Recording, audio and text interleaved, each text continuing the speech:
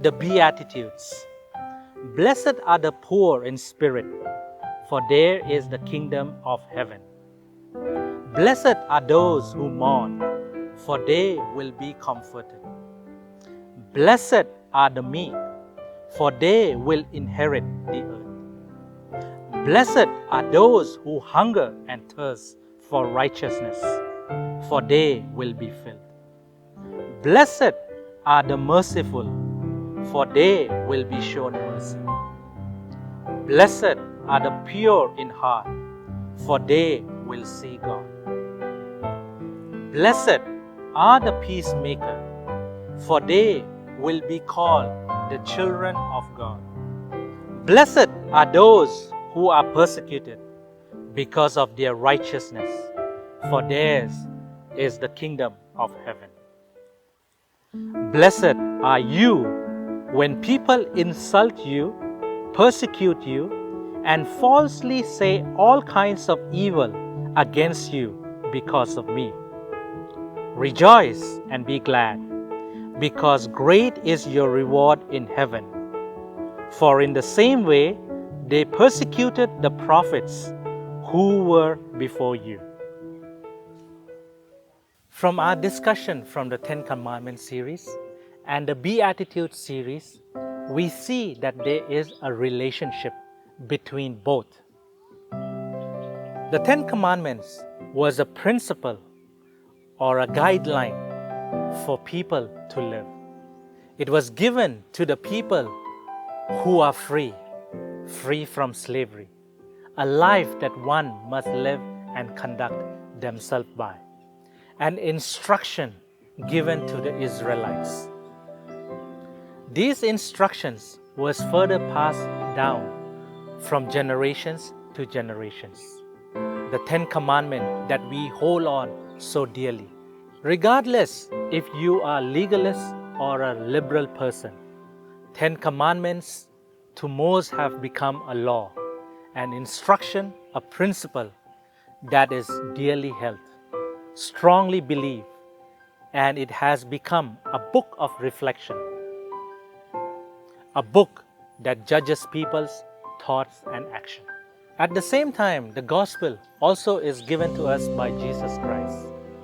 The blessed assurance, the happiness and hope that is given to each one of us. What is then the relationship between the two? How is Ten Commandments related to the Beatitudes? And what impact does Beatitude bring towards the Ten Commandments? The Ten Commandments could be viewed as sets of actions, instructions given to the Israelites, instructions or principles given to the people that were in bondage and now they are free. These instructions and actions made them to follow strictly the things that is set out in the Ten Commandments. Whereas the Beatitude tells us about our attitude, the attitude that we must have towards our fellow beings. It is not just about our actions, but how we approach the text, how we approach humanity, how do we treat our own community, the attitude that we have towards the current event. It is no longer our actions alone, but our attitude dictates and tells us the type of people we are. It reflects the principles, the morality, the connection between man, and the connection between man and God. What type of person you are is being illustrated by your attitude. At the same time, the Ten Commandments also tells us that these are the set of conduct. The conduct that we need to do, follow, or behave. When the Ten Commandments was given to the people, there were sets of requirements that the people had to follow. It became to an extent where the legalists saw the Ten Commandments as a book of reflection, using the Ten Commandments to finger point at people. The Ten Commandments became a set of law whereby justification was being based, trying to justify if the person lived a moral life, if his principles or his way of living was in accordance to the law or not. Furthermore, the legalists also pushed it further that it became a form of worship. The Ten Commandments became a rigid law where people had to strictly follow. People were labeled, discriminated, and looked down when one would break one law. Whereas the Beatitude would reflect as a character that one should have, a character that one would reflect and show based on their conduct. When we ask or question people today, how is his or her character, is always viewed based on his or her conduct. We find over here that the law is being reflected towards the Beatitude. The Beatitudes shows us the character, and this character is evidential because it is based on what your heart is. If you have a clean heart, a pure heart, your character would reflect a character of someone that is good. It also reflects the opposite if your heart is impure. The Beatitude tries to draw and show us that our character is very important, because the Ten Commandments further goes on for a scholar to view it as a moral law, whereas the Beatitude is viewed as a living law, a law that we should live by, a principle that we should live by. When we look at the Ten Commandments and the Beatitudes, we can clearly see that it is a roadmap, a manual for our life, a guided principles for us to live and follow by. When the preludes of the gospel was given in the Beatitudes, we can see that God came down seeking for man. Whereas Ten Commandments was preached, taught that man was seeking for God. Most of the time, when people followed the Ten Commandments, they followed in order to meet God's standard. But in the gospel, God comes down seeking for man, knowing that man needs God. And furthermore, he understands that the law has become so rigid. The law has become a guideline and a principle that is so rigid that the people find it as burdensome. Whereas the gospel becomes a good news of actions, a good news of what is to follow, a good news of what can be done and achieved. When Jesus gave a prelude, an introduction of the gospel through the Beatitudes, he started off with blessed, happy, to be assured, because there is a reward, because there is something that is waiting for you, a good news that is waiting for each one of us. When we see that the greatest sermon that is ever preached is the Sermon on the Mount, we realize it is an elaboration of what Jesus is trying to explain in the Beatitudes. Jesus also told us that he came down on this earth not to abolish the law, but to fulfill it. Many people did not understand Jesus. They understood that He came to destroy the 10 Commandments, to abolish the law. But Jesus wants us to see that He came down to fulfill the law.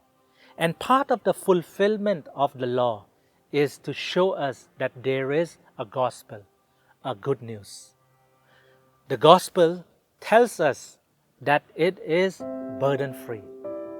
Whereas the 10 Commandments was approached by the legalist as a burden, it became so rigid, it became difficult for a person to follow. At the same time, the liberal would also see that the 10 Commandments is a law that is difficult to follow. Some of them would follow only certain moral laws.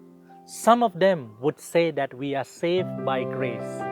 Some would also go on to justify that we are saved by work. All this arises because there is a burden in approaching the law and the text. When Jesus came down, He wants us to see that the gospel and the good news is for all of us to embrace, a life that we can live by. We see in the 10 Commandments, the people are not motivated. It becomes a set of standards that one must follow. If you talk to a legalist, he would point out that either one of the texts has to be kept. If one views worship to be the most important commandment, they can claim that the Sabbath is the most important commandment. For those that look at the moral aspects, would keep the remaining 6.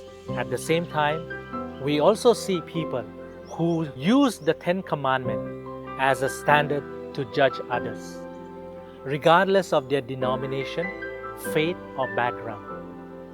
It has become a norm of judgment. In fact, we have many theology, many denominations today because we use 10 Commandments as a set of standards, a set whereby we must follow. Christians find it very difficult to keep the 10 Commandments, whereas the Beatitudes and the Gospel gives us the motivation of how we must conduct our life, how we must view our laws, how our actions should be. Because the Beatitude tells us that we must have attitude, we must have character, and we must be a living example to our fellow beings. The question is, do we make 10 Commandments to become a burden for others? Can we view the 10 Commandments as a principle, as a guideline, so that our Beatitudes will be a gospel, a good news for many of us to follow? And when we see the gospel, we can witness over here that each gospel tells us how we struggle in our day-to-day life. Each gospel tells or explains or narrates someone's life. Each one of us go through different struggles, challenges, and suffering. All of us share a different burden. But the gospel tells us the assurance, the happiness, and the gift behind of all the Gospels. It reflects and shows us a different angle that can be approached. The Gospel is not only to liberate the audience that are listening, but it is also a manual, a guideline and principle to the one that upholds the laws, the teachers of the law, ministers, pastors, to view them for their congregation. It becomes a two-way process where one must look for each other. The gospel no longer becomes rigid. It no longer becomes a set of rules or standards, but it becomes a set of motivation where we must embrace each one of us. Blessed are the poor in spirit. The first beatitude that Jesus begins with, knowing that each one of us have gone through some form of heartache and still continues to wrestle with. He realizes that these burdens are so painful that he gives us an assurance. What type of assurance do we give our congregations today? We as ministers, pastors, elders, and leaders, do we view the gospel from the eyes of the audience? Can we put ourselves in the shoes of those who struggle? Or are we the law keepers that continue to make 10 commandments more legalist, harder for our members to live by? Many of us preach the gospel. Many of us talk about the 10 commandments. But what is the relationship that we see? Do we use the 10 commandments as a set of law to push someone out? Or do we use them as a set of principles to embrace someone in? The gospel is a connection of 10 commandments and the principles of life. It is a progressive thing that we encounter on a daily basis. Yes, 10 commandments are sets of principles that are out there. But in our progressive world, in our progressive thoughts, the gospel merely becomes a connecting point for us to embrace. A connecting point that God wants us to see that all we need is grace. All of us is looking for grace. All of us is looking for understanding. Many of us in society today cannot even find someone to listen to our pains, our worries. Our neighbors do not want to hear our problems. Our church have neglected our pains and our suffering. And all we need is grace. Jesus comes down with the introduction of the Beatitudes to let the audience know that there is grace. Why are we different than most religion? Most religion teaches you to seek God. But whereas the gospel points and shows us clearly that God comes to seek for each one of us. A vast difference between the two. If we do things in order to please God as a set of standards, at the end of the day, we are trying to do things to justify our own actions. But with God's grace, kindness, and sacrifice, a reflection that He wants each one of us to also share to others. If we can show grace in our laws, if we can show provisions in our commandments, we can find that the gospel is so soothing. Some of us have our own favorite passage. Many of us have our own good news to share. Each one of us have a different parables that touches your own heart or my own. We view the parables and the gospel from different angles. And that is the beauty of the gospel. The beauty that we could see from more than one angle. We can see the gospel from 360 degrees. But whereas the 10 Commandments, when we put it in a form of legalism, we can only see in one direction. Like Jesus mentioned, He's here to fulfill the law, not to abolish the law. Likewise, we need to embrace the gospel as a good news. Whenever we preach or share about the gospel, we must bear in mind it is a good news, a form of good news that should be given to each one of our audiences. A new offering that is not rigid.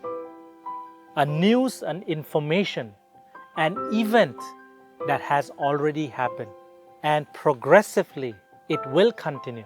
We as Christians need to be progressive, connecting the 10 Commandments with the gospel, showing that it is a good news for each one of us. The law should be seen as a principles and guideline for our life. The good news is knowing that God comes to seek man, and we can approach God in a better method, knowing that God is here for each one of us. He came down to this world to die for each one of our sins. He lived a life as an example for each one of us to follow and go through.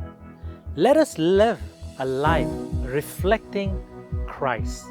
Let us show the character, the attitude, and a way for a better living. Because the gospel wants us to show grace and mercy to our audience, to our community, and the people around us. Let us live a life that is in harmony, a life that is filled with peace, reflecting the love of Jesus Christ. May this message be a blessing to each one of you, because the 10 Commandments and the Beatitude has a beautiful relationship that we all must embrace. May God bless you all in your coming weeks.